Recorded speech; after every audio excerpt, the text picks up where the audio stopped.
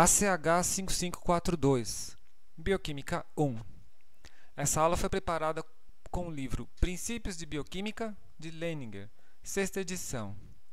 Capítulo 8, Nucleotídeos e ácidos nucleicos. Nessas aulas serão abordados alguns dados básicos dos ácidos nucleicos e, em particular, o enfoque vai ser em estrutura dos ácidos nucleicos e um pouco da química dos ácidos nucleicos. Outras funções dos nucleotídeos, a parte mais relacionada com sequenciamento de DNA, isso será visto em outra disciplina, em biologia molecular.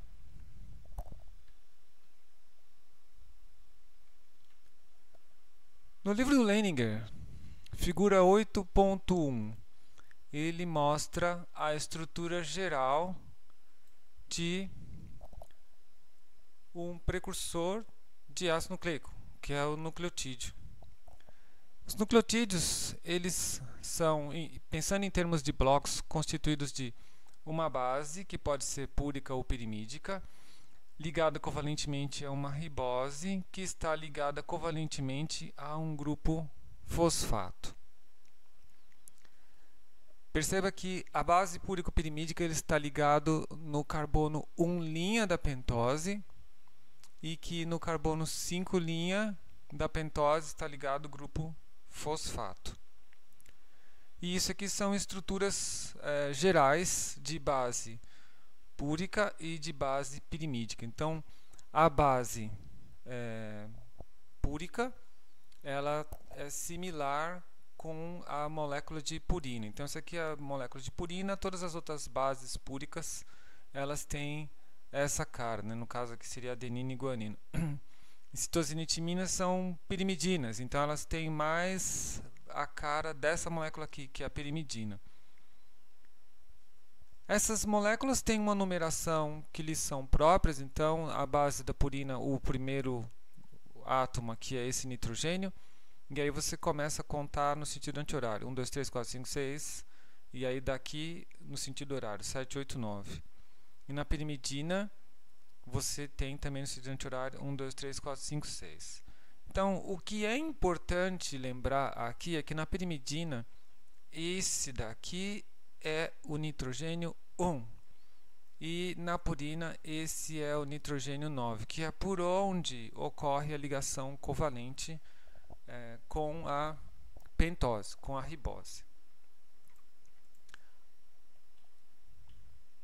Figura 8.2. Na figura 8.2, ele já mostra as modificações que essas bases têm. As modificações na purina e na pirimidina que permitem produzir as bases DNA. Então, aqui você vê que a adenina e guanina são derivados da pirimidina.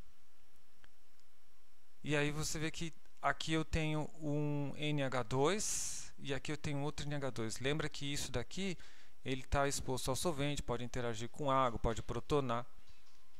E nas purinas, desculpa.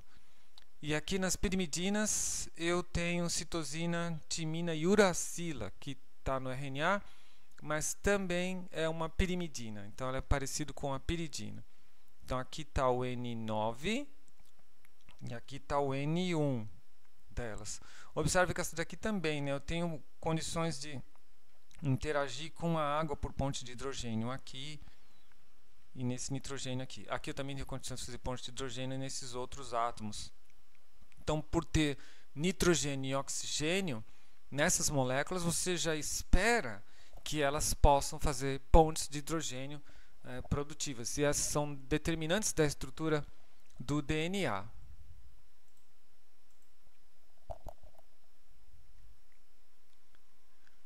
Tabela 8.1. Essa tabela 8.1 ela vai dar um pouco nome aos termos. Então você tem bases do tipo purina e pirimidina e aí você agrupa elas. Adenina e guanina são purinas, citosina, timina e uracila são pirimidinas. Observe que aqui ele vai dar três tipos de molécula: nucleosídeo, nucleotídeo e ácido nucleico. Então, em qual ácido nucleico você encontra esse nucleosídeo ou esse nucleotídeo? Na verdade, no ácido nucleico você vai encontrar, esse é o precursor do ácido nucleico, né? Então, na ordem primeiro você tem o nucleosídeo, depois o nucleotídeo e depois o ácido nucleico. O nucleosídeo, ele é aquilo que você tem na ausência do grupo fosfato. Então, adenosina, deoxiadenosina, guanosina, deoxiguanosina e por aí vai. E o nucleotídeo é quando eu já tenho grupo fosfato. Percebe que todos eles, com a adição do grupo fosfato, eles têm esse sufixo ato, adenilato, guanilato, citidilato, timidilato. Você tem uma ideia da razão? Bom, o fosfato, ele é derivado do ácido fosfórico, então ele é ácido. Então é por isso que o ácido nucleico ele é um ácido, porque ele é um derivado do ácido fosfórico. Então vamos voltar aqui. Então isso daqui eu posso protonar. Eu posso colocar um próton aqui e ele desprotona. Então por isso que o nucleotídeo, que é o que tem o fosfato, ele tem caráter ácido. E o DNA, ele é uma longa cadeia ácida.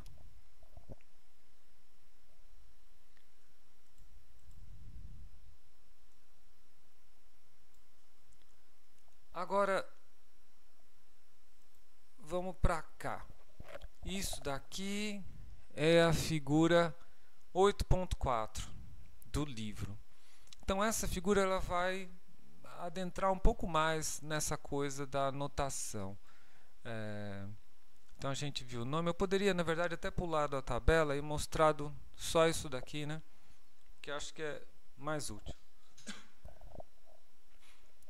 Então, o que você tem em rosa é o nucleosídeo, certo? Ele coloca aqui, ó, rosa, nucleosídeo. E o que você tem no total é a molécula chamada nucleotídeo. Então, nucleosídeo, deoxiadenosina. Esse é o nome desse nucleosídeo. Se eu coloco o fosfato, agora isso passa a ser um ácido fraco e é um nucleotídeo, deoxiadenilato. E ele dá mais informações aqui. Deoxiadenosina, 5' monofosfato. Então, 5' essa posição aqui. Então, não sei se vocês lembram, né? Então, aqui é 1'. Como aqui eu começo a nomear, né? Vocês devem lembrar. 1, 2, 3, 4, 5, 6, 7, 8, 9. Esse aqui é 1'. Não comecei a nomear da base, né? Essa molécula aqui eu começo a nomear da base. Então, aqui é o 9 e aqui é 1'. 2', 3', 4', 5' nesse carbono aqui.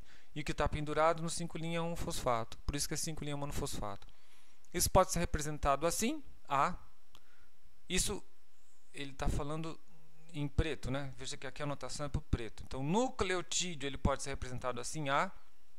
Em geral a gente fala adenina, mas o nome correto é deoxiadenilato, 5' monofosfato, ou deoxiadenosina, 5' monofosfato. DA, para fortalecer essa coisa de que tem um fosfato aqui, e o deoxi tem a ver com o fato de que eu não tenho oxigênio na posição 2', veja que é só H. E DAMP, que é o que isso aqui é. Isso aqui é uma adenina, certo? Então isso aqui é uma adenosina, mono, é o M, fosfato. Analogamente você vai fazer para todos os outros isso. Então você vai ter desoxiguanilato, desoxiguanosina, 5' monofosfato, G, DG ou DGMP, monofosfato.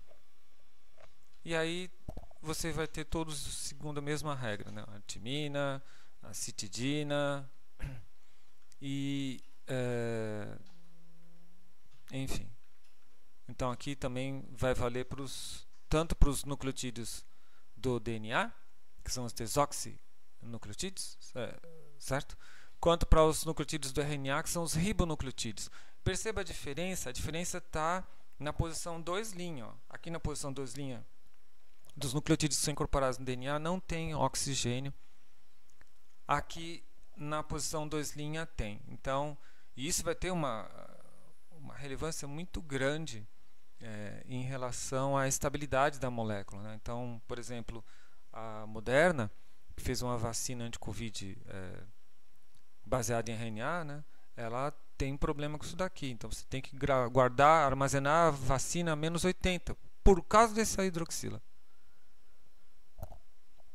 Então serve a mesma notação, né? Eu posso falar as mesmas coisas aqui, a única coisa que eu tenho que dizer é que a adenosina é 5' monofosfato, não é desoxi. É só tirar o prefixo desoxi e o resto você consegue fazer a notação igual para o AMP, GMP, UMP, CMP.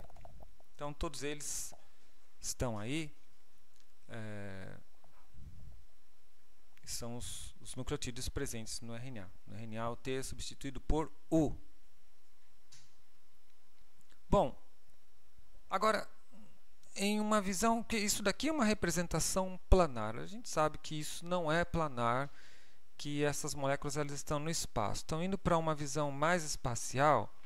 Eu gostaria de destacar, o livro destaca, na verdade, né, o que ocorre na base. E isso está aqui na figura 8.3, que são as conformações da ribose. Então, a ribose, ela é um aldeído. Lembra que isso daqui é derivado da frutose, é muito parecido com a frutose, né? A frutose é exatamente essa cara aqui.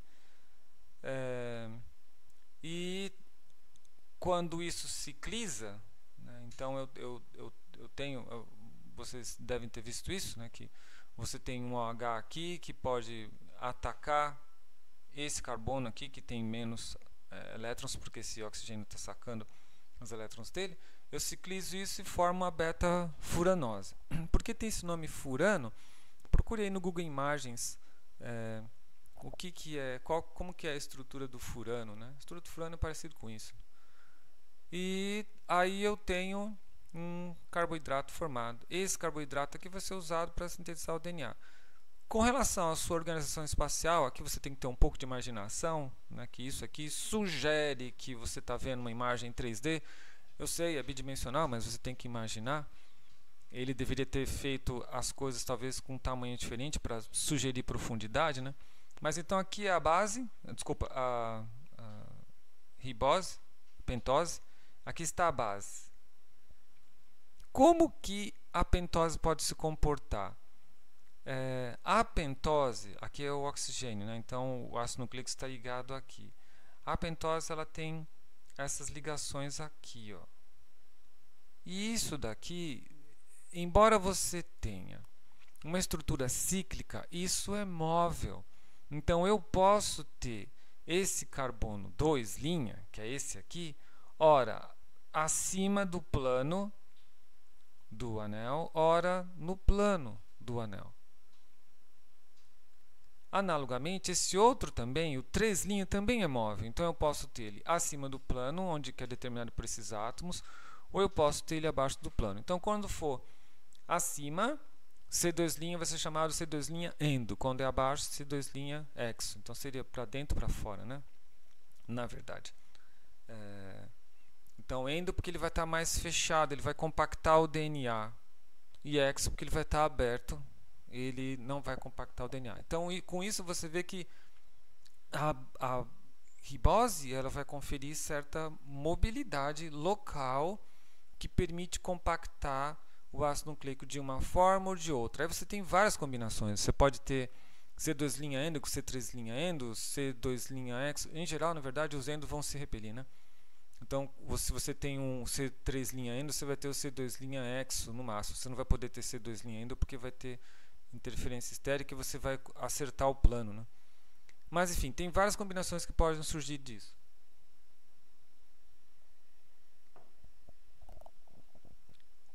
Próxima figura.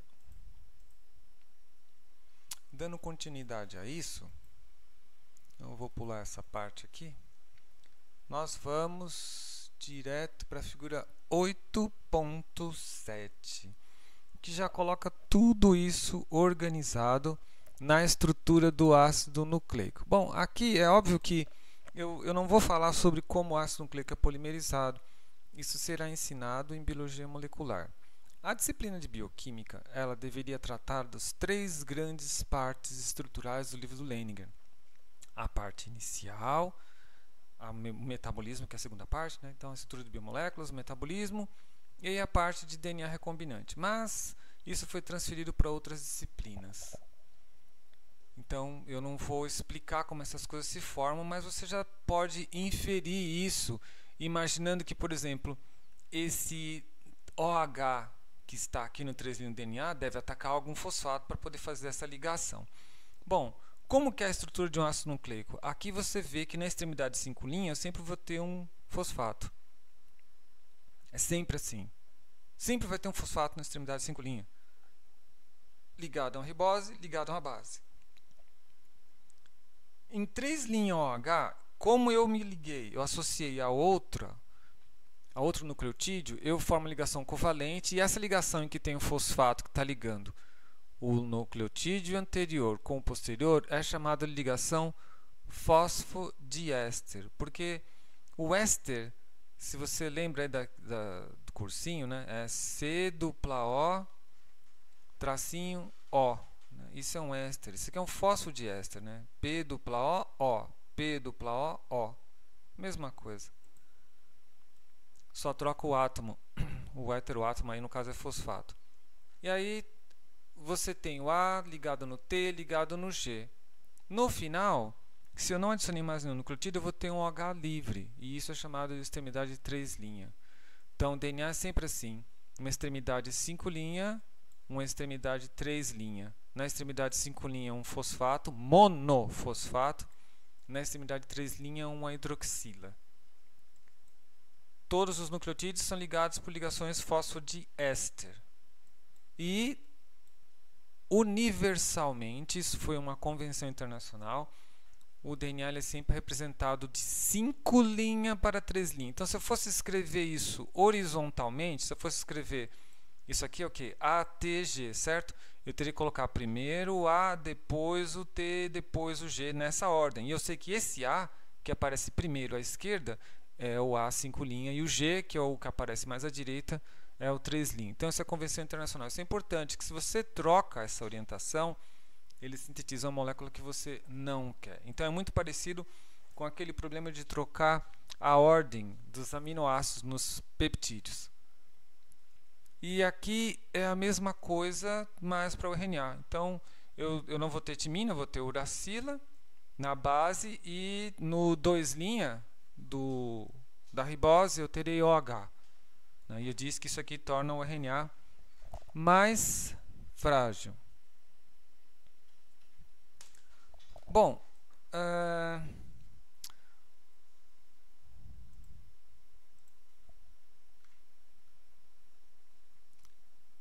a ciclovir é um fármaco utilizado no tratamento da herpes. Simples. A ciclovir é análogo de guanosina. Como a ciclovir impede replicação viral, o que você acha? Isso aqui é desoxiguanosina, é o G, certo? É o nucleotídeo G. Na verdade, é o nucleosídeo, né? Nucleotídeo quando isso for fosforilado. Mas a sua célula fosforila isso, vai fazer o trinucleotídeo de desoxiguanosina. E isso daqui é o aciclovir. Então, por que o aciclovir interrompe a replicação viral? Para o slide, pense um pouco antes de ver a resposta. Bom, o que acontece é o seguinte, comparando-se as estruturas, observe que desoxiguanosina tem um 3' OH. Isso permite que eu ligue isso e estenda a cadeia. Agora, a ciclovir não possui a hidroxila na posição 3' da cadeia. Por isso, ele não permite extensão da cadeia. E aí o vírus não consegue replicar seu genoma. Além disso, se eu tenho este cara que parece com G e este cara que também parece com G, na célula haverá uma competição entre os dois. Então, eu vou, de certa forma, levar uma inibição competitiva na enzima. Então, percebe que a explicação ela é enzimática, porque é inibição competitiva, e a explicação também é estrutural. A estrutura do aciclovir determina isso. Tem uma terceira coisa que vocês não verão, talvez na disciplina que reúne microbiologia, parasitologia, imunologia, tudo em um, é que o aciclovir ele é concentrado na célula infectada com o vírus por causa de uma enzima chamada timidina quinase. E por causa dessas três coisas, o aciclovir foi um fármaco assim muito badalado, e a pessoa que descobriu, Gertrude Bell Lyon, é uma pesquisadora inglesa, ganhou o prêmio Nobel.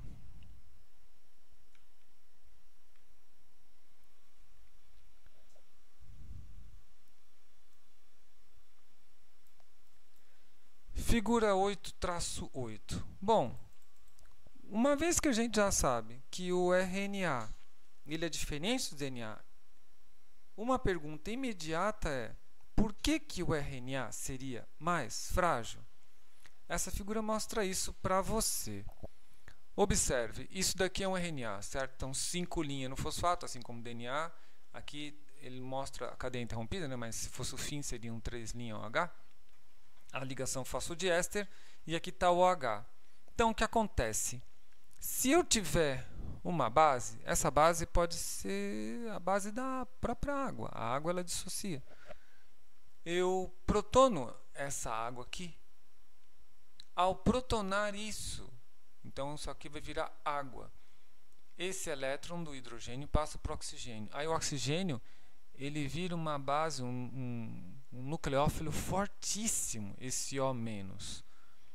E ele ataca essa dupla do fosfato. Aí aqui, na guerra entre fosfato e oxigênio, o oxigênio ganha. Então esse fosfato está mais positivo. Então esse elétron daqui ataca isso daqui. Então eu vou ligar isso. E como essa molécula é muito grande, ela acaba sendo o grupo abandonador. Então isso sai daqui quando eu ligo isso daqui, porque o fosfato, o fósforo ele não vai fazer mais de 5 ligações. E aí o que se tem é um intermediário, e esse intermediário é assim.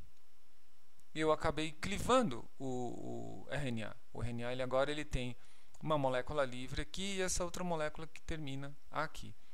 E depois a água também vai acabar hidrolisando isso daqui, enfim, e não vai ficar, isso daqui não vai ficar muito tempo presente, né? Então você vai ter 2 linhas e 3 linhas, uma mistura, né? De 2 linhas se abrir do lado de cá nessa ligação, ou 3 linhas se abrir do lado de cá, monofosfato. Então isso deixa bem claro que o RNA ele pode catalisar a própria hidrólise. Na presença de água, né, ele pode romper sua própria ligação fosfodiéster. Por isso que a vacina da Moderna é frágil, precisa de um freezer -80 para guardar.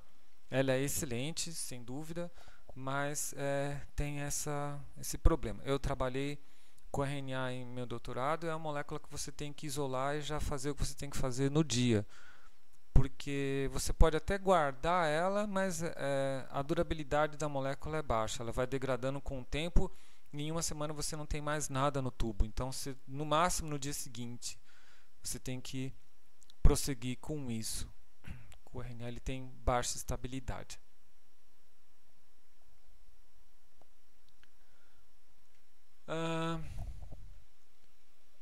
Bom, os ácidos nucleicos, em particular a uracila, a citosina também, ele possui aquilo que nós chamamos de formas tautoméricas. Formas tautoméricas surgem por causa do equilíbrio das estruturas que você tem da própria molécula. Então, por exemplo, a uracila, ela tem 3 estruturas aqui, lactâmico, lactímico e lactímico duplo. Então eu tenho essa estrutura aqui, que é o lactâmico, isso aqui se chama lactama, né? Um nitrogênio do lado de uma dupla O.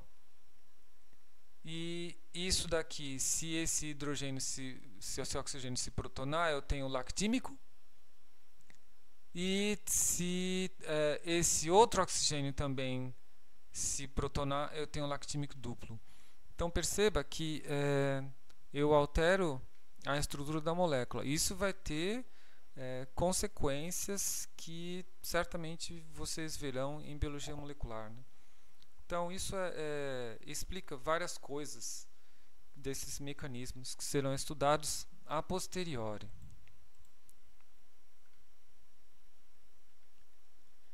Os ácidos nucleicos, eles têm uma característica importante. Agora, antes de eu voltar para isso daqui, eu preciso voltar para a imagem que mostra eles.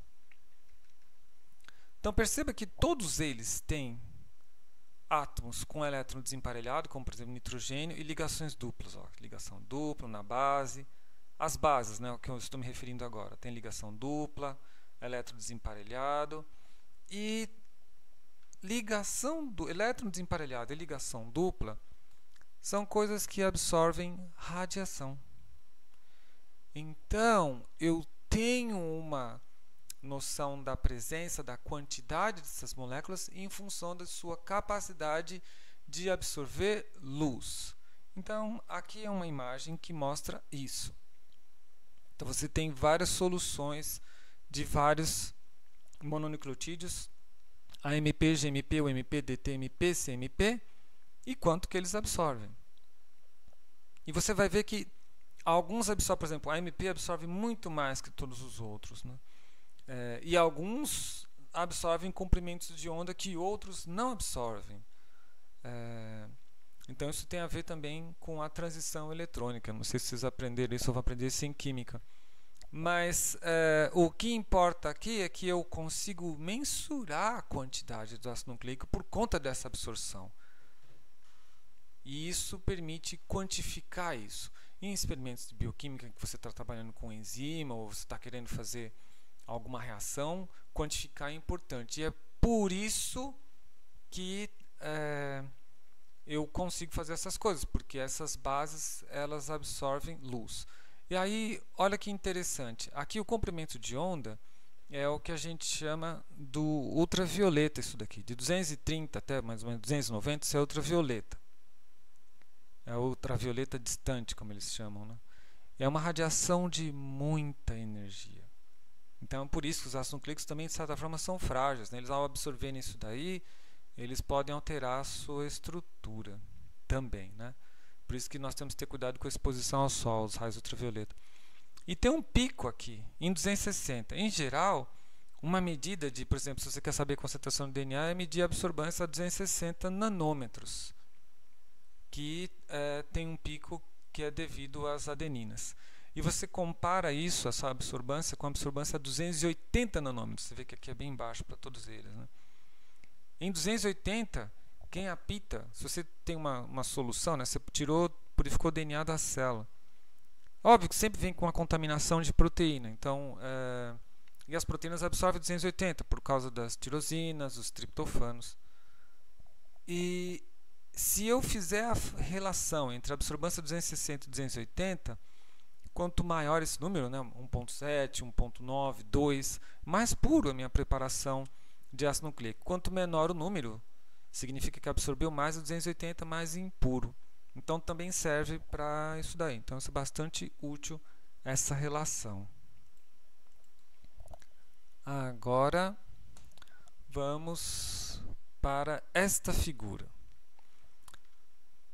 Esta figura aqui, ela mostra como que o DNA ele está organizado espacialmente. O DNA aqui ele é representado na sua orientação 5 linha, 3 linha. Então 5 linha está aqui acima, o 3 linha está aqui abaixo, e você tem uma fita antiparalela em que o 5 linha está embaixo e o 3 linha está para cima. O que acontece quando eu tenho essa associação antiparalela? As bases elas ficam próximas de tal forma que começam a ter interações de campo, chamadas interações de hidrogênio, né? As pontes de hidrogênio.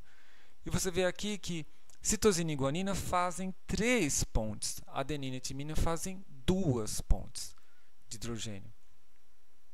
Daí você já consegue imaginar várias coisas. Você já deve perceber que se você tiver grandes cadeias de AT, elas são menos resistentes, por exemplo, a calor, que grandes cadeias de GC, porque tem mais pontos de interação, né? Mas vamos dar uma olhada no detalhe nessas interações agora. Então, primeira interação, adenina-timina. Então, do carbono 1' da ribose, veja que aqui eu estou indicando apenas a base, certo? Então, isso aqui é a pirimidina da timina, isso aqui é a purina da adenina, aqui é o C1'. Aqui vai estar a ribose, certo? Eu não estou mostrando isso. mas desse carbono até esse carbono eu tenho 11,1 angstroms. É grande isso. E desse nitrogênio, esse nitrogênio eu tenho 3. Aqui deve ser mais ou menos 1,5, 1,2. Né? Que eu tenho 2,8 desse oxigênio para esse nitrogênio.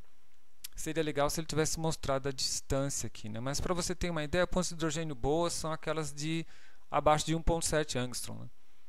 Então eu tenho aqui esse nitrogênio aqui da adenina. Ele está fazendo, o hidrogênio dele faz ponte com esse oxigênio da timina. Assim como esse hidrogênio da timina faz ponte com esse nitrogênio da adenina. E eu tenho essas duas pontes e essas coisas ficam associadas aí. Quanto mais nucleotídeos eu tiver ligado, mais forte a associação.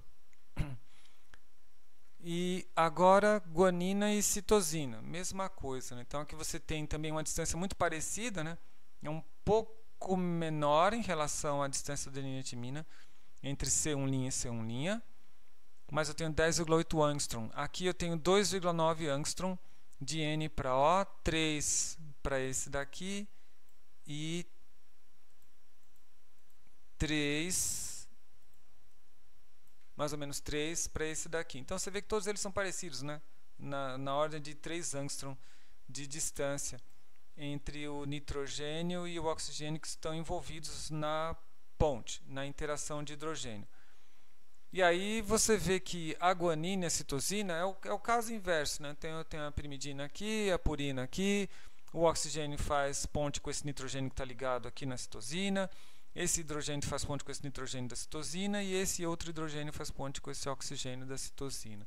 São 3 pontes. Então isso é bem estável. Bom, quando você vê isso é posto a você. Então você vai se perguntar como é que se chegou aqui.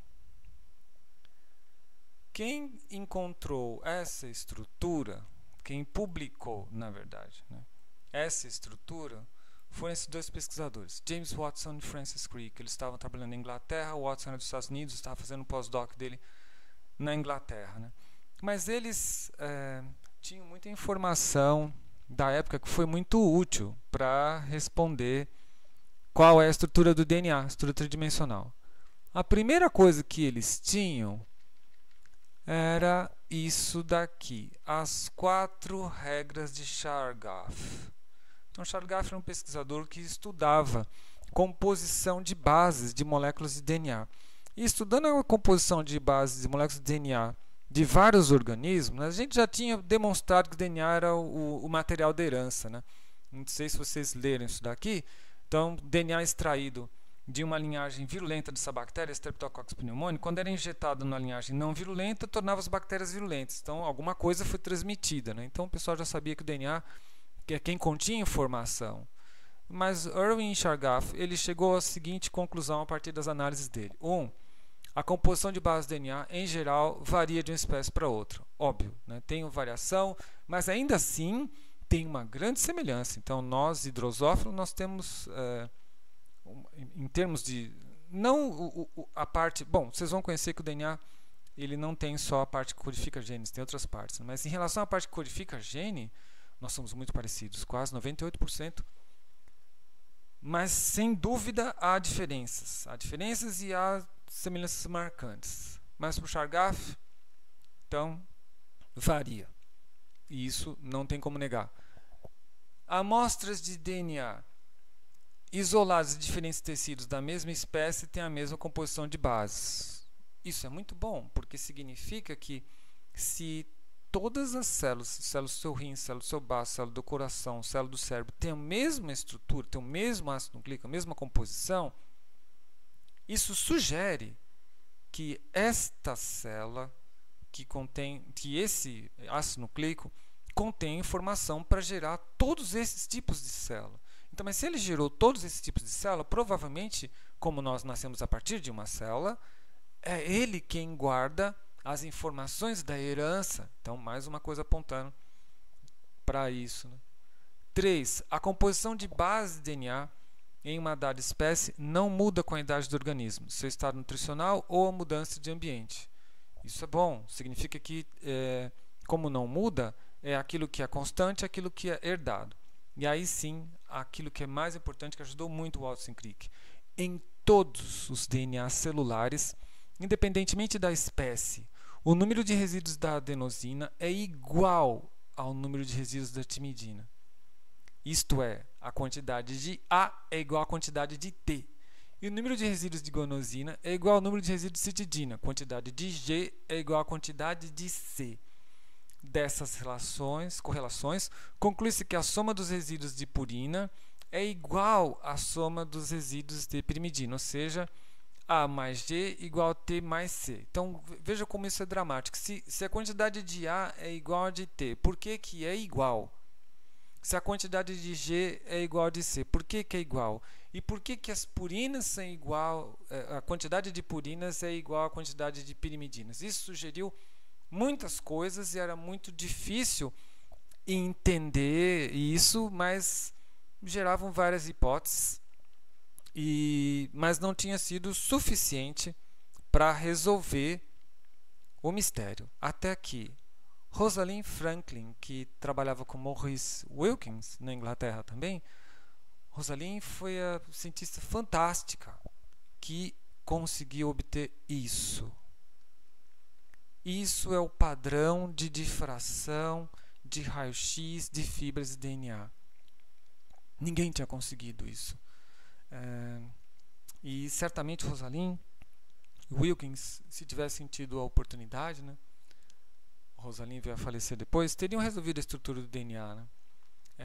Enfim, há várias explicações para como a estrutura do DNA foi parar na mão do Watson e do Crick, mas basicamente o que se pode dizer aqui é que Rosalind obteve o padrão. Daí bastava você ter a interpretação correta, utilizando as informações importantes da época, por exemplo, as informações que o Chargaff obteve. Bom, mas como é que se obtém isso daqui? Eu já expliquei difração por raio-x de proteínas, então é a mesma coisa que acontece com o DNA. Eu vou mostrar um vídeo didático que mostra um pouco como que surge esse padrão de difração. Mentalize ele. Veja que eu tenho aqui todas essas coisas formando um X aqui, né? Esse X é importante, você vai ver, e essa extremidade assim, isso é importante para você. Então vou mostrar um vídeo. Esse é um vídeo do Royal Institution que eu acho que vale a pena para você também assistir os outros vídeos do Royal Institution, que são muito úteis, né, de divulgação científica. Vamos ver.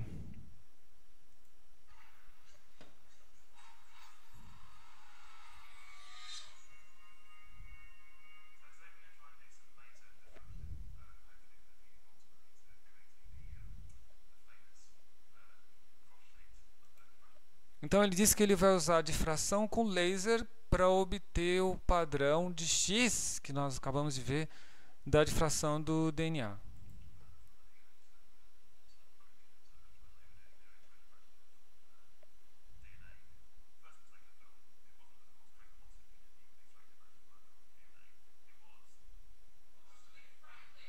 Óbvio, né, que quem encontrou o padrão de difração foi Rosalind Franklin. E se você estudar aí na internet, você vai ver que o Watson teve a oportunidade de ter acesso a esses dados.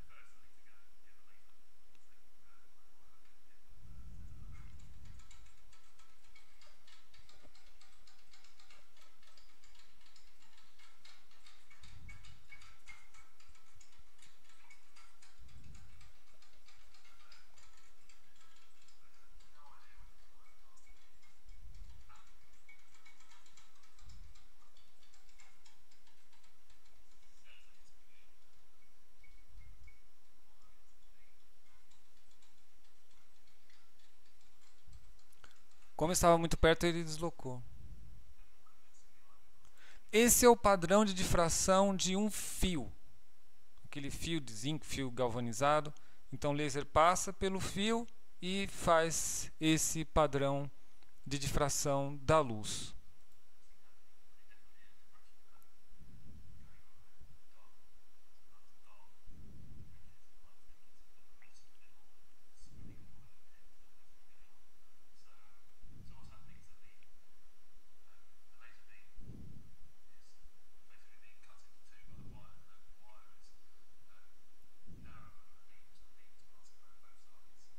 Isso é importante. Então, como o fio ele é mais curto que o laser, que o raio, por isso que dá esse padrão de difração. O raio laser ele foi cortado e aí a luz ela acaba se distribuindo nessa forma.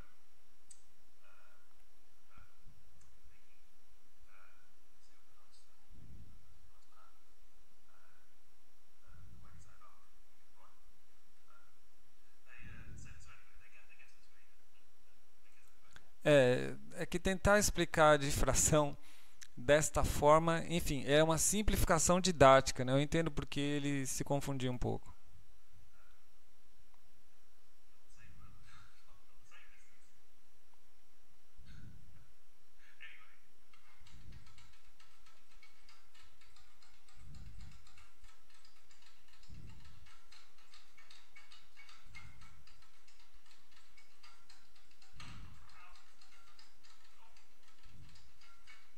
O que ele está fazendo aqui?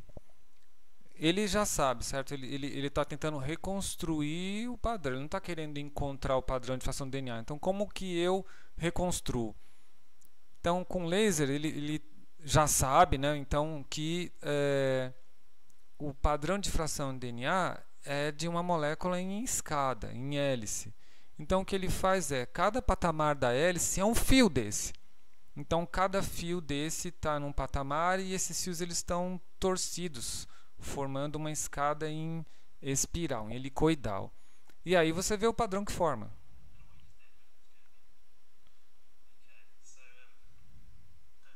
Percebe que isso tem muito mais cara do X.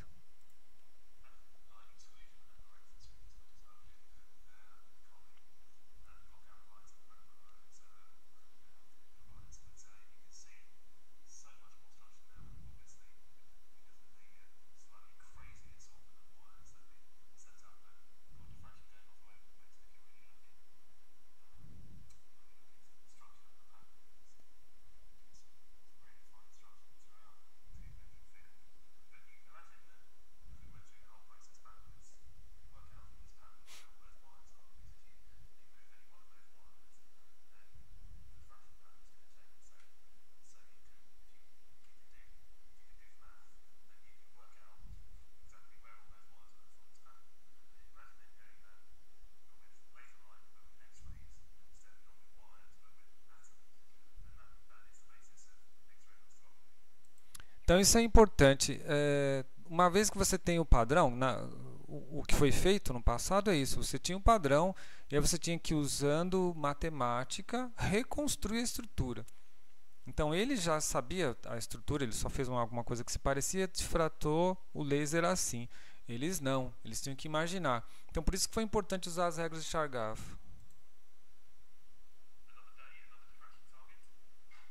Agora é uma ideia genial que ele teve.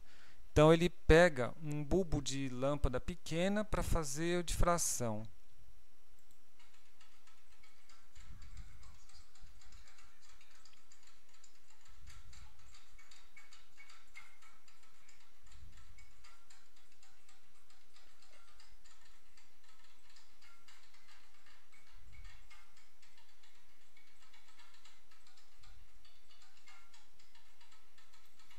Um filamento de lâmpada ele é um helicoidal, muito parecido com a alfa-hélice, né? Então, da forma como ele fez, colocando cada fio num patamar, não dava essa impressão de helicoidal. Tinha os patamares, mas eu não tinha a união disso. Aí ele pegou algo que é pequeno, menor que o laser e que tem o padrão de helicoidal. E é isso que ele quer difratar agora.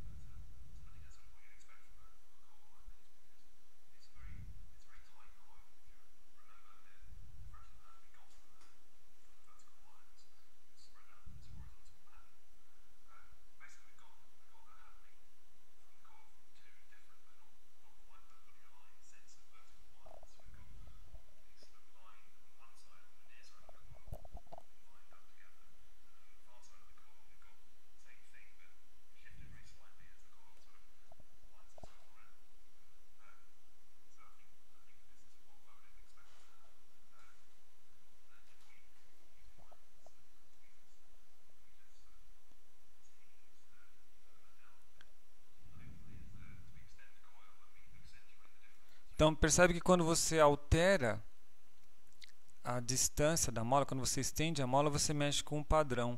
E isso tem a ver com os tipos de DNA que existem, né? Você mexendo com empacotamentos de DNA, você muda o padrão. Por isso que eu consigo determinar outros tipos de DNA pelo padrão de difração.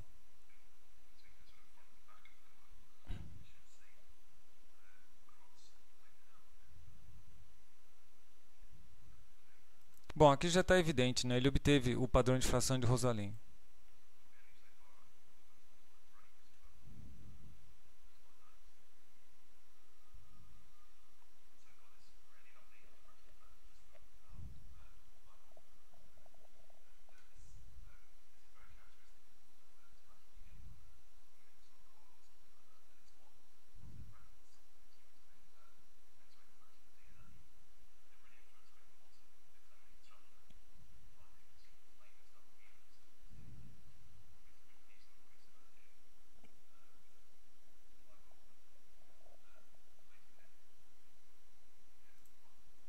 Bom, aqui você vê que esse padrão de difração é idêntico a esse. Compare.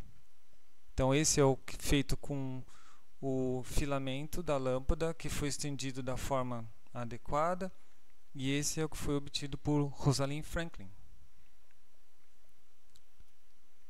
Bom, agora que você já entende bastante do DNA, do seu padrão de difração, de sua estrutura, com certeza você consegue entender o que está acontecendo aqui nesta imagem. Então essa imagem é uma estrutura de DNA. Nesta imagem você consegue ver várias coisas que são descritas no livro. Então, por exemplo, essa distância curta aqui é chamada de sulco menor. A distância grande, que é essa daqui até aqui, é chamada de sulco maior. O que está em vermelho destacado por fora na molécula são os fosfatos que estão por lá de fora, eles são hidrofílicos. E você vê que eu tenho planos aqui, planos muito bem definidos. Eles vão inclinando, mas enfim, sempre são planos. São os planos das bases. Lembre que as bases, elas têm várias ligações duplas. Então, por causa disso, elas são estruturas planares. E aí, nesses planos, ocorrem as interações de hidrogênio entre as bases. Então, se você fosse pequeno o suficiente, você conseguiria subir isso daqui como se fosse uma escadinha, né? Então essa é a estrutura do DNA. Então todas as coisas que ele mostrou estão aqui. O padrão de difração, então, ele é a difração que se deve a esse movimento helicoidal de ascensão e mais os planos formados pelas bases. E a distância entre os planos determina o tipo de padrão. Questão 1. Olhando para aquilo que você leu no livro, né? O que são interações de empilhamento? Quais as forças envolvidas? Por que isso ocorre? Bom, as interações de empilhamento são interações hidrofóbicas em que duas ou mais bases são posicionadas com os planos de seus anéis em paralelo. Então, o que estabiliza o DNA não é só as pontes de hidrogênio. As bases estão empilhadas umas nas outras. E isso permite que elas tenham interações. As bases são fortemente hidrofóbicas. Então isso acaba, a interação hidrofóbica causada, né, por se distanciar da água, acaba permitindo nessas interações de Van der Waals a compactar mais o DNA. Forças envolvidas, né, então são essas daí, dipolo e forças de Van der Waals, né. E por que isso ocorre? Porque ajuda a minimizar o contato das bases com a água e estabilizar a estrutura tridimensional dos ácidos nucleicos. Isso é muito importante. Tem soluções tecnológicas que dependem desse empilhamento e talvez você encontre isso em sua carreira como biotecnologista.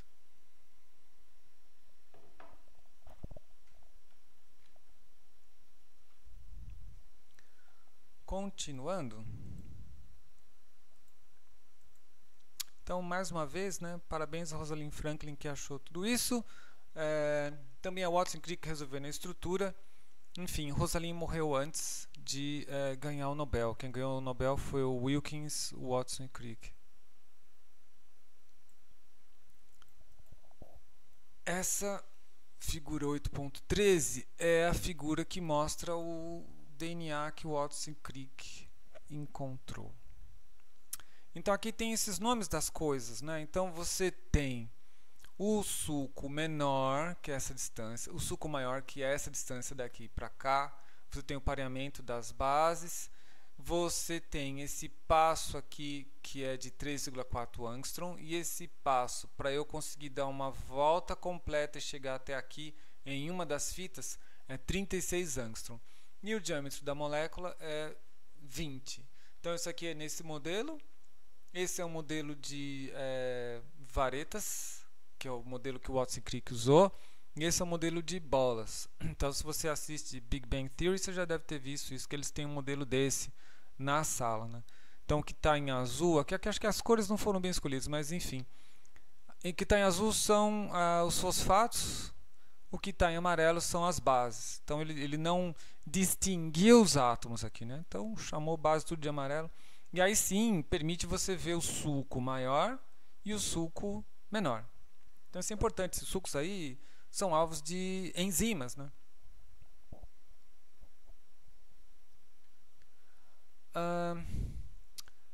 Daqui vamos para a figura 8.15. Quando Watson e Crick propuseram esse modelo, eles foram além disso. No artigo publicado na Nature, eles conseguiram, com essa estrutura, explicar como ocorre a replicação do DNA. Então, eles disseram que a replicação é semiconservativa.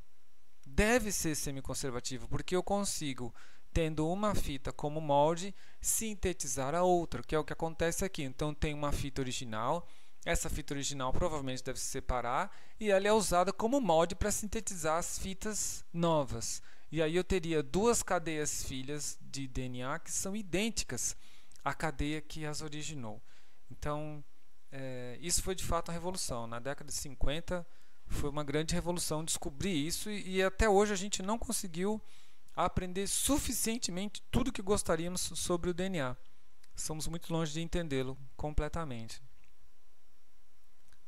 Mais uma coisa importante, o DNA, então, ele como eu disse, né, quando ele ajustava a molinha lá, dependendo do seu empacotamento, eu vou ter um padrão de fração diferente.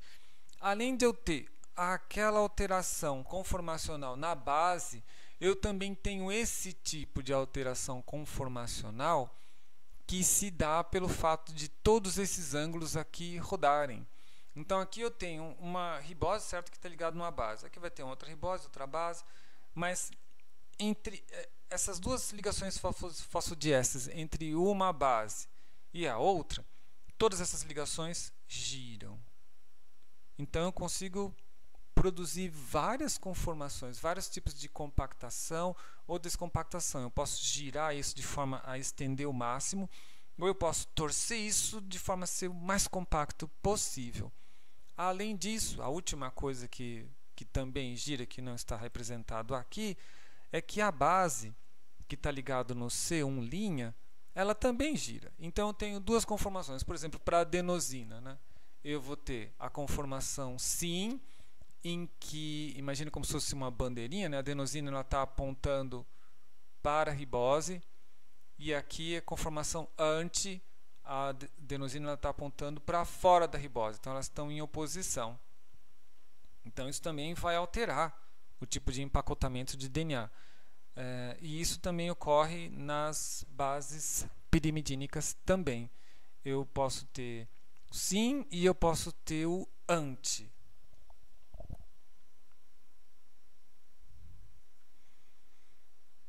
Como eu disse, o padrão de difração revela o tipo de estrutura de DNA que se tem. Watson e Crick encontrou uma forma de DNA que é chamada DNA B, mas existem outros. Existe uma forma chamada forma A e uma outra chamada forma Z. A forma A é mais compacta, é essa daqui. Você pode ver que aqui a gente tem a mesma quantidade de nucleotídeos, nessa fita, nessa e nessa. Mas aqui na forma A, esses nucleotídeos são compactos. Olha como é a organização das bases na forma A. Essa é a forma B, veja a organização das bases na forma B. E essa é a forma Z, que é a forma mais estendida possível. E essa é a organização das bases na forma Z. Agora, alguns dados sobre essas três formas. Então, a forma a orientação da hélice é a hélice direita. A hélice direita é o seguinte, seu polegar aponta na direção 5 linha, 3 linha. E os seus dedos, né, do dedo indicador ao mínimo, com o polegar apontando na direção 5 linha, 3 linha, se você rotacionar, né, segurando no eixo do polegar, rotacionar os dedos do mínimo ao indicador, você sabe se a hélice gira para a direita ou para a esquerda. É a famosa regra da mão direita, que talvez vocês tenham visto no cursinho. Então, no A hélice é direita, no B é direita, e no C, ou Z, né, que tá, não sei porque colocaram C aqui, é a esquerda. E aí você tem os diâmetros, né? Cada um desses aqui eu vou ter um diâmetro cada vez menor, né? Passo de base. Então, quantas bases eu tenho que passar para dar uma volta completa? 11 na A, 10,5 na B e 12 na C. Curioso isso, né? Se está mais estendido, eu tenho que dar mais voltas, andar mais, né? Em termos de angstrom, em bases. Né? Incremento na hélice. Então, 2,6 angstrom, 3,4, 3,7. Isso faz sentido, porque essa aqui é a forma mais estendida, essa é a medial e essa é a menos estendida. Torção da hélice, 20 graus Celsius, 20 graus, 6 graus, 7 graus. Conformação do anel da ribose. Então você vê que aqui esse é C3' endo. Faz sentido, porque é o mais compacto possível. E o C3' é aquele que vai compactar mais. Se eu não compactar o C3', a próxima opção é compactar o C2' endo. E aqui C2' endo, C3' endo. Esses dois aqui, eles são os mais compactos, mas aí eu tenho conformação anti nas purinas e pirimidinas, que permite ser abertos. Pode ver que as bases estão apontando para fora. Ó. Pode ver aqui. E esses anti e sim, né? No caso, sim, para poder fazer pareamento com alguns. E esse aqui é exclusivamente anti. Então você tem esses três tipos de moléculas de DNA.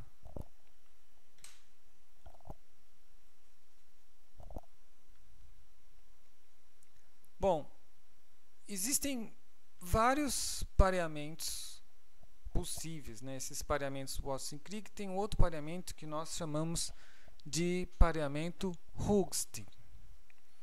O pareamento de Hoogstin, ele é diferente. Eu já tenho um T pareado com A, que é isso daqui, e aí um outro T vem para cá e pareia com isso. E isso vai gerar um que a gente chama de DNA triplex. Analogamente, se eu tiver já um C interagindo com um G por 3 pontos de hidrogênio, que é esse daqui, eu posso ter um outro C, no caso ele está ionizado, né, pareando por aqui e formando um triplex. Então eu conseguiria fazer um triplex DNA.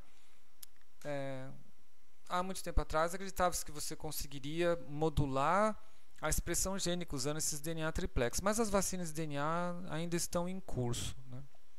Uma outra coisa interessante que é possível formar com o DNA é o chamado G-tetraplex. Então, isso é um tetraplex de guanosina. Então, as guanosinas elas estão pareando umas com as outras em 2 pontes de hidrogênio. E isso ocorre. Então, existem algumas regiões no DNA em que eu tenho muito G. E aí, as fitas, elas tendem a se organizar dessa forma, formando tetraplex.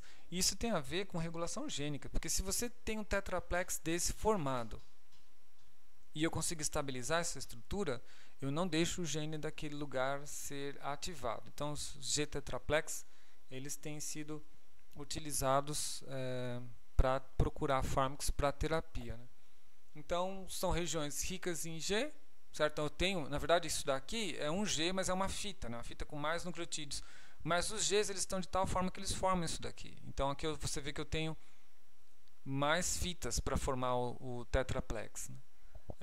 E com isso eu consigo modular a expressão se eu conseguir estabilizar essa molécula. Em geral, esse é um assunto que o pessoal fala mais em pós-graduação, mas talvez valha a pena você perguntar, quando você tiver biologia molecular, como é que se controla a expressão gênica estabilizando um G tetraplex.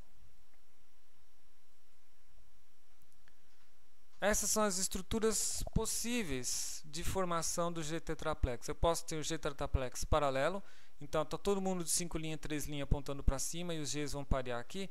Perceba que aqui são fitas diferentes e aqui ele só destaca o G, então ocorre um G aqui, ocorre um G aqui, ocorre um G aqui.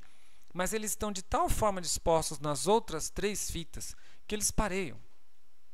Então são 4 fitas. Você pode imaginar que isso daqui pode ser um cromossomo que se dobrou e aí eu tenho interação entre suas partes. Então dá isso daqui, dá esse tipo de estrutura. No caso aqui seriam mais de uma molécula, né? E aí eu tenho também interação antiparalela. Mesma coisa, eu vou ter um G que aparece aqui, outro aqui, outro aqui, e na outra fita antiparalela de tal forma que eles pareiam, formando esses planos aqui. Então é possível estabilizar essas moléculas aqui e impedir a expressão gênica. Existem vários artigos sobre isso, então recomendo que você procure no PubMed aí. Aqui em português, né, eles chamam de quadruplex, mas se você for procurar na base de dados, desculpa, se você procurar, aqui eles chamam de tetraplex, se você for procurar na base de dados PubMed, eles colocam G quadruplex.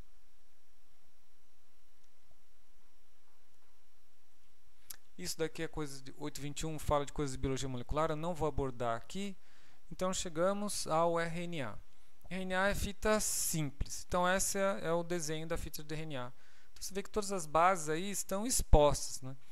Não dá, porque se a base está exposta e ela é hidrofóbica, ela vai interagir com a água, vai ter um problema. Então o RNA ele naturalmente vai tender a adotar uma forma para poder escapar disso, porque você não vai encontrar o RNA assim, dessa forma.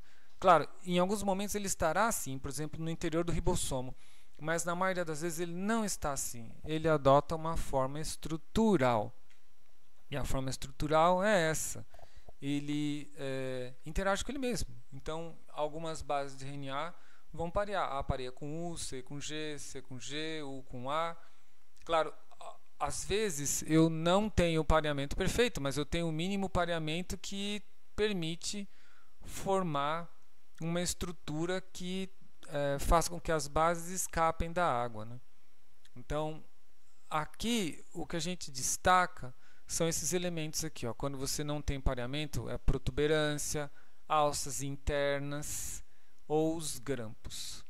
Agora, veja que interessante. Se eu consigo, com uma sequência de RNA, adotar uma estrutura espacial, as estruturas espaciais podem formar arcabouços para catálise, então é óbvio que você espera que a RNA tenha capacidade catalítica, e o RNA de fato é, né? Existem várias ribozimas, né? Então aqui a gente tem um detalhe desse grampo, então você vê como que ele é, né? Eu tenho uma hélice Watson-Crick acontecendo aqui e forma esse grampo por interações, né? Então a gente representa assim, mas no tridimensional ele está desta forma.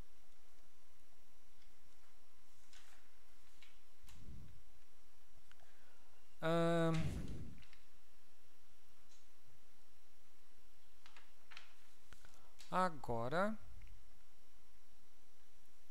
isso daqui é uma outra representação. Isso em vários artigos, você vai ver estruturas de RNAs indicadas dessa forma. Então você vê os pareamentos, os grampos que formam, as alças internas. Principalmente quem está estudando ribossomo. O ribossomo ele é todo assim, tem todas essas estruturas extremamente complexas. Recentemente o nosso grupo de pesquisa tem estudado a subunidade maior do ribossomo mitocondrial e eu tive que lidar com isso daqui. Então, mesmo em softwares de análise estrutural, essas estruturas são bastante pesadas para o computador, você tem que ter um computador bom para lidar com isso daqui, né? E aí você vê que ele mostra que há interações inclusive à distância, né? Isso daqui está pareando com isso daqui, né? Enfim, então essa tridimensional a gente tenta representar do melhor jeito que pode no plano. E como eu disse, a molécula de RNA ela pode se organizar de tal forma que ela pode adotar várias outras estruturas úteis. Por exemplo, essa estrutura aqui. Nessa estrutura daqui é a estrutura de um tRNA. Essa outra estrutura é a estrutura da ribosima cabeça de martelo. É uma enzima, né? E a estrutura C é um intron.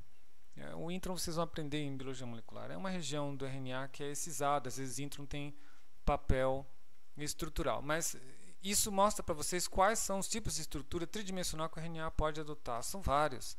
Então, o RNA ele é um catalisador, mas tem aquela desvantagem, né? Você teria problema devido ao fato de que, dependendo do pH, você leva a hidrólise do RNA, né? Então tem que ter muito cuidado se você quiser se estender um pouco nisso, né? Então, em geral, catalisador é proteína. Ninguém vai querer trabalhar com RNA, exceto quando você está falando de pesquisar, até a gente resolver esse problema daquele 2' né?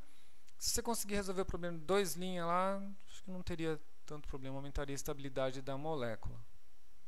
2' ainda. Química dos ácidos nucleicos. Bom, com relação à química dos ácidos nucleicos, a primeira coisa que a gente fala é de pareamento e desnaturação. Então, você tem um ácido nucleico dupla fita. Se você aquece ele, ou se você joga, por exemplo, ureia, uma molécula que desnatura, você separa as fitas. E eu tenho essas fitas separadas aqui. Quando você trabalha com isso, em geral, né, o pessoal usa aquecimento. Então, se você aquece o DNA, as fitas se separam e ficam assim. Se você pegou o tubo, tirou do banho termostatizado aquecido e deixa o tubo encostadinho na bancada, naturalmente as fitas elas renaturam. Essas bases se encontram e eu tenho formação da dupla fita. Mas às vezes você não quer isso. Às vezes você está trabalhando com DNA carregador, que vocês vão estudar em biologia molecular. É um DNA que permite que você insira moléculas de DNA em células. E esse DNA carregador você não quer que ele renature. Então o que você faz? Você desnatura isso com calor.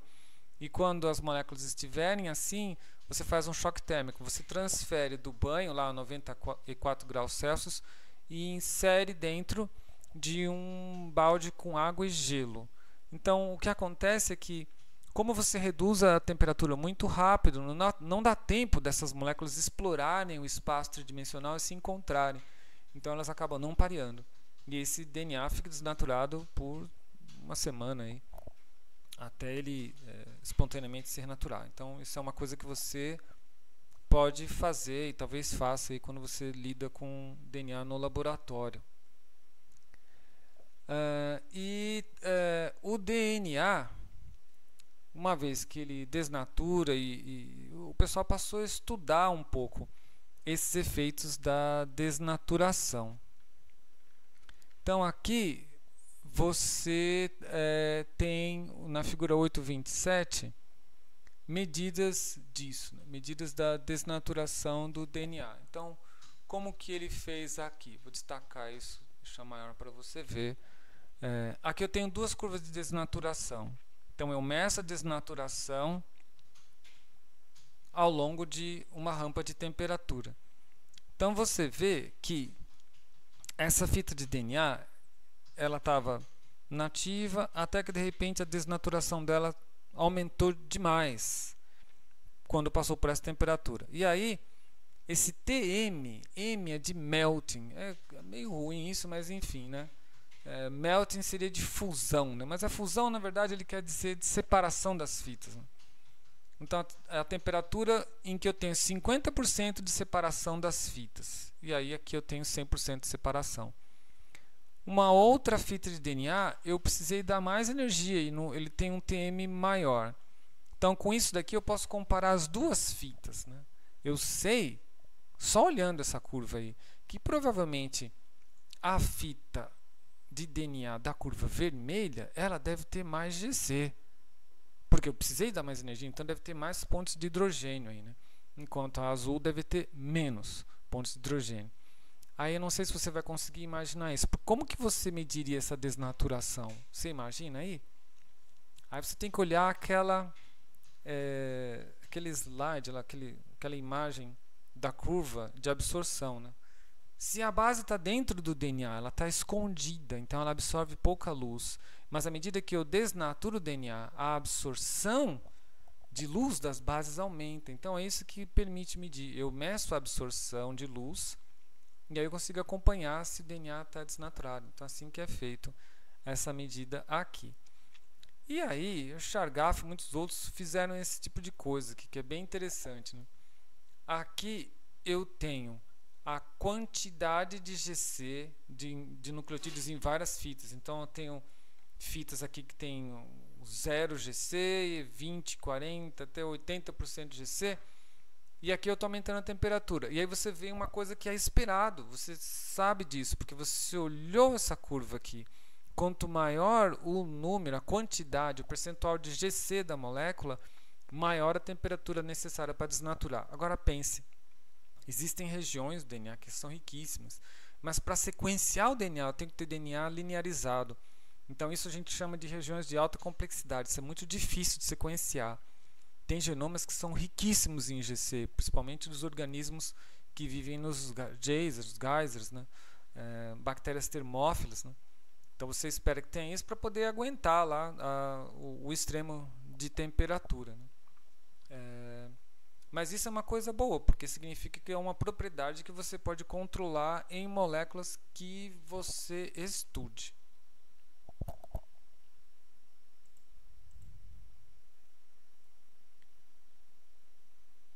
Bom, eu queria mostrar agora essa imagem aqui. Essa é uma imagem de uma molécula de DNA visualizada por microscopia eletrônica. Então aqui eu tenho a dupla fita. Então de fato é uma corda, né? Você vê o cordão aqui e você vê algumas bolhas aqui, ó, bem no meio do DNA. Então você tem uma bolha aqui, uma bolha aqui, uma bolha aqui, uma enorme aqui. O que você espera que tenha nessas bolhas aí onde teve a desnaturação? Eu imagino que você deve ter dito que o que você espera é que o DNA ele tenha mais conteúdo de adenina e timinas aqui, né? Então por isso que forma essas bolhas. Veja, eu usei temperatura aí, mas na natureza essas bolhas também são usadas, né? As enzimas que reconhecem para abrir o DNA na hora da replicação, elas procuram essas regiões ricas em adenina para poder separar as fitas. Para poder separar as fitas. E essa separação permite a replicação.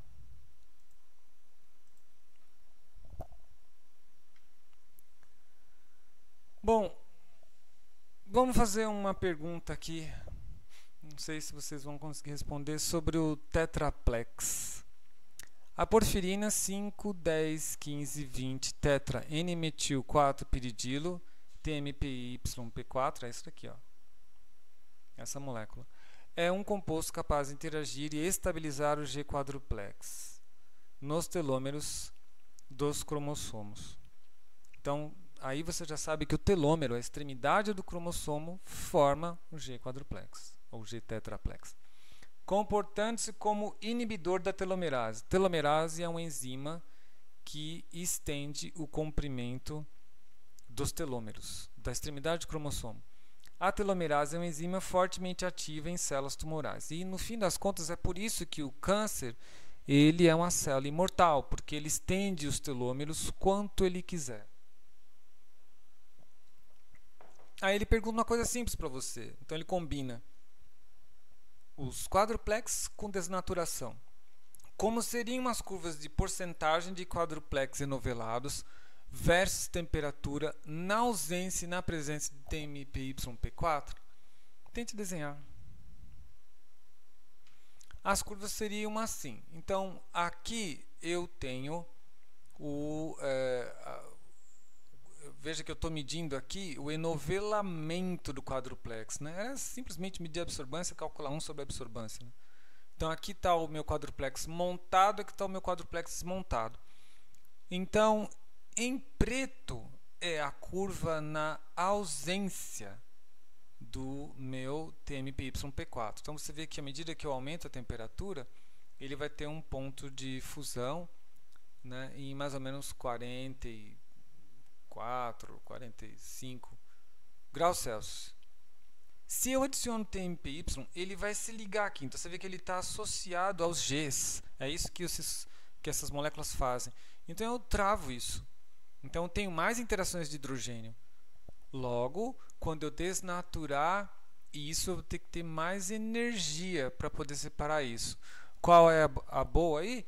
É que se eu faço isso, eu agora dou uma dificuldade para a célula tumoral estender seu telômero. Se ela não estende o seu telômero, ela morre.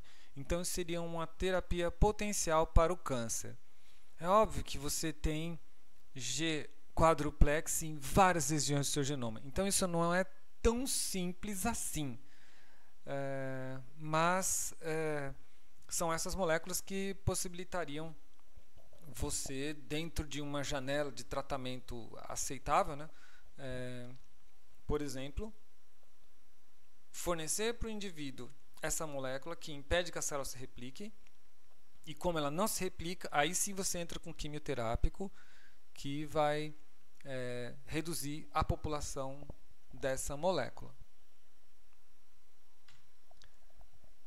Mais uma pergunta. Então, qual seria a explicação para o curso de desnaturação do DNA dupla fita abaixo? Então você tem um desenho aqui, né? Em verde é uma região rica em AT, em laranja região que tem a mesma quantidade de AT e GC, em roxo, azul claro, tem uma região rica em GC. E aqui está o DNA nativo. À medida que eu aqueço, isso aqui é uma rampa de temperatura, você vai ver que formam as bolhas, até que o DNA ele é todo separado em fitas. Por que é assim? Bom, o que acontece é o seguinte: a adenina faz pontos de hidrogênio com timina e citosina faz 3 com guanina. Então AT faz 2, GC faz 3. Então a desnaturação se inicia em AT, porque tem menos pontos. Então pode ver, AT é verde. Ó. As primeiras bolhas vão se formar aqui, onde tem menos pontos de hidrogênio. Em seguida, a região com teor intermediário de GC vai formar a bolha. Então essa aqui tem intermediário, então vai abrir aqui. E abre de fato, a bolha está maior aqui e essa bolha aqui aumentou com essa daqui. E por último, a região mais rica em GC se abre. Então isso aqui é a ordem. Por outro lado, se você quer fazer o DNA se fechar como se fosse um zíper, você sabe que você tem que ter bastante GC para fazer esse caminho aqui, né? Então isso é interessante, porque eu interajo as fitas pelas extremidades um pouquinho no meio, então isso deve facilitar muito o renovelamento disso. Então, às vezes você tem uma máquina que sintetiza fita simples e você fez isso de propósito para ter a fita dupla renaturada rápido. Às vezes não, às vezes você tem um genoma assim, você quer desnaturar e aí você passa por esse processo. Mas isso mostra bem esse tipo de coisa. Finalmente, eu gostaria de falar de síntese de DNA. Bom, eu não vou falar do sequenciamento, não vou falar de modificações, isso vocês vão ter tudo em Biomol.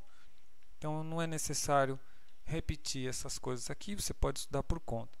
Então esse sequenciamento aqui já é uma técnica superada, mas isso foi quando nós tínhamos pouca tecnologia, mas enfim, tínhamos essa tecnologia, mas já temos o sequenciamento de nova geração.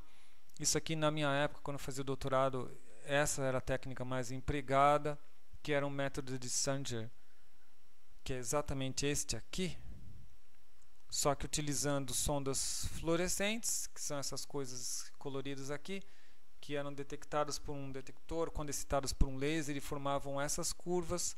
Hoje, com o sequenciamento de nova geração, é muito melhor que isso, mais rápido. E aí aqui ele mostra como você sintetiza o DNA. Então eu estou na figura 8.35. Então o nome desse método é método fosfarimidita. Então como que é isso, né? Como que eu começo esse método aqui? Eu vou fixar o DNA, vou fixar uma base do DNA em uma bola, em uma microesfera, partícula de silício. Então está aqui o meu primeira nucleosídeo, né? Então aqui está a base, na ribose, aqui o oxigênio eu liguei num R, e esse R está ligado no Si. Então, isso aqui é um radical que permite ligar no silício. Está fixo. E aí, o que, que eu tenho aqui? Esse DMT nós chamamos de grupo protetor. O que, que é um grupo protetor? É um grupo que não vai deixar isso reagir com nada até o momento que eu queira. Somente no momento que eu quiser eu vou poder trabalhar com isso. Então, eu parto disso e acoplo no silício, e aí eu tenho isso isolado. Aí sim eu removo esse grupo protetor, provavelmente com condição de base ou ácido. Aí eu fico assim. Agora o que, que acontece? Bom, esse cara aqui você sabe muito bem o que ele é, né? Dependendo do pH, ele é um nucleófilo. Aí eu preciso agora ter o outro nucleotídeo para o qual ele vai atacar e fazer a ligação covalente. Aqui está o outro nucleotídeo. Eu também tenho a proteção aqui, porque eu não quero que esse OH trabalhe como nucleófilo. Aqui está a base. E eu adicionei esse fosforamidita, que tem esse grupo protetor cianoetil e esse grupo ativador de isopropilamino. Então, por que, que isso é um grupo ativador? Porque, como esse está positivo, ele vai tentar arrancar mais elétrons desse P. Então, o P vai ficar bem positivo. Mas aí, esse OH no pH correto, ele ataca aqui. Se é um nucleófilo, vai atacar aqui, nesse fósforo cátion. E quando ele ataca, esse O entra aqui. Esse é o meu grupo abandonador. Você vê que ele sai. E eu tenho a ligação deste OH nesse fosfato. Eu fiquei com esse cianoetil aqui. Mas o cianoetil também é fácil de remover.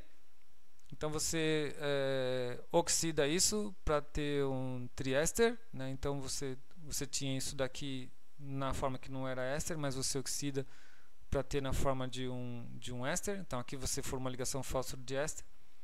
E depois você elimina o cianoetil com uma hidrólise, né? Então é só você tratar com base, a base ataca aqui, eu abro isso daqui, controlado, né? E aí eu posso repetir esse ciclo quantas vezes eu quiser. Então esse cara aqui, ele vai continuar ligado na sílica. Veja bem, né? Ele colocou a setinha mandando ele para cá, né? Não é isso não. Ele volta para cá, para esse aqui, para reagir com o próximo. Então ele não vai se acoplar de novo, né? Eu não vou... Enfim, na verdade sim, né? Porque ele está com o grupo protegido, né? Então volta para cá, perde o DMT, reage e repete isso várias vezes até você obter a fita de DNA. Então é assim que é feito. Mas eu queria mostrar a síntese de DNA na forma de um vídeo para vocês.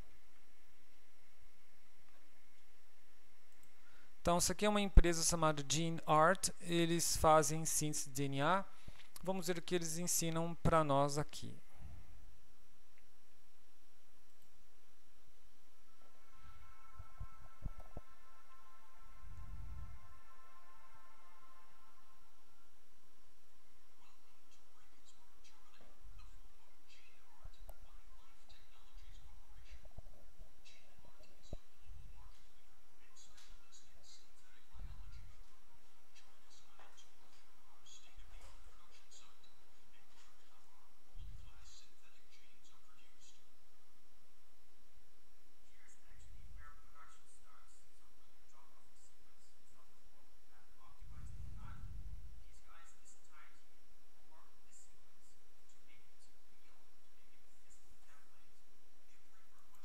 Então, o que, que acontece? Você solicita o seu DNA aqui do Brasil e cai na mão desse pessoal que vai analisar se sua sequência era passível de síntese.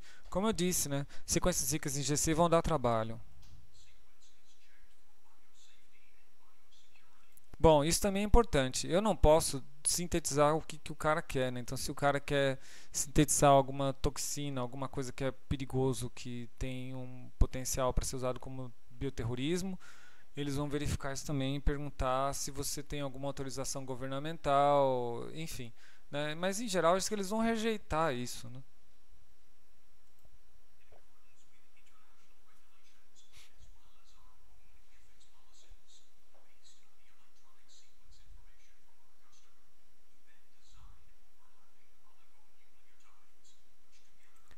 Olha, veja o que ele diz, overlapping oligonucleotides. Então eu não vou sintetizar o DNA num trenzão só. Eu vou sintetizar o DNA da seguinte maneira: eu vou ter várias fitas que têm regiões curtas que se sobrepõem umas às outras. Então eu sintetizo coisas pequenas no aparelho. Essas regiões se sobrepõem e aí sim eu obtenho a fita grande.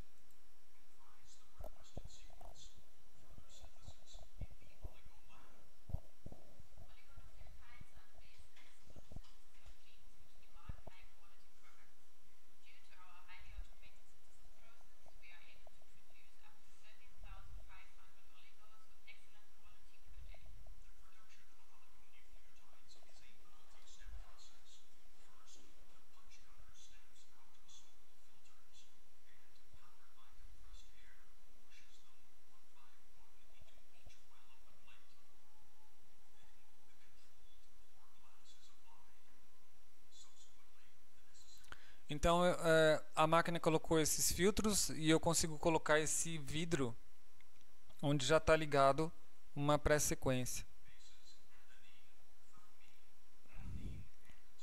E aí, usando o fosforimidato, eu vou sintetizando, alongando a cadeia.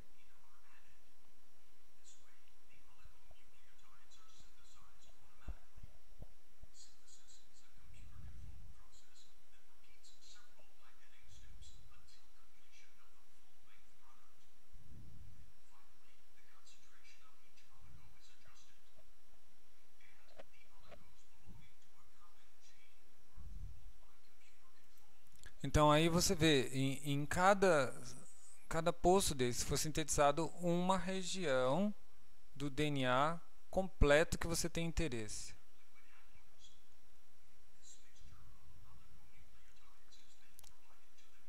Então agora tudo isso foi misturado em um único poço.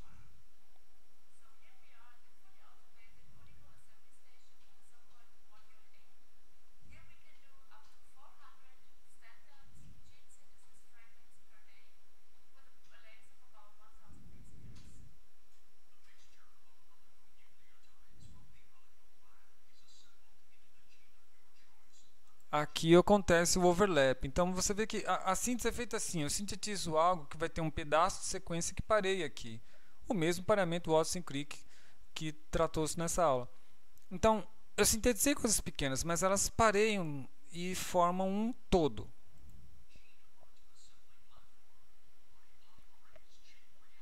Depois, uma enzima, no caso a TAC-DNA polimerase, ela sintetiza a fita inteira a partir desses moldes.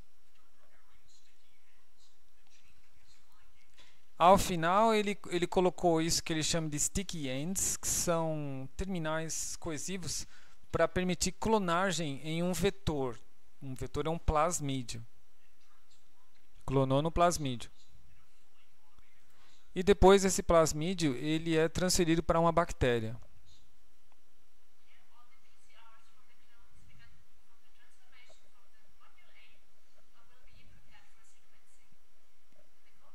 Então, depois disso, você sequencia essas moléculas de DNA para ver se você tem a sequência solicitada.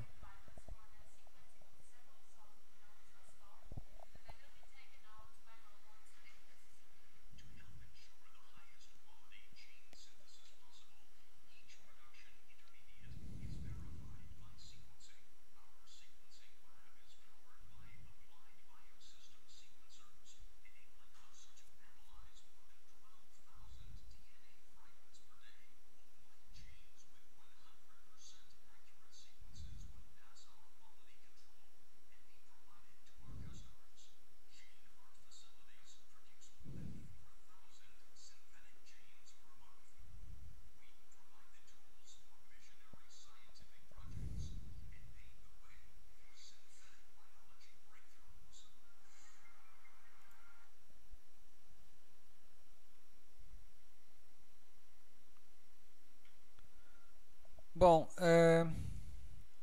então isso mostra como que é feita a síntese no laboratório.